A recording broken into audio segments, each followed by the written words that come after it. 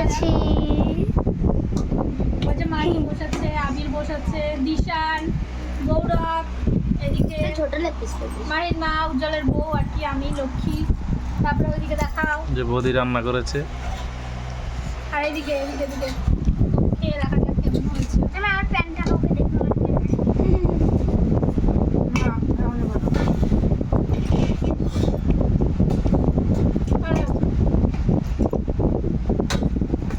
Gravy দিয়ে মাখিয়ে খাও।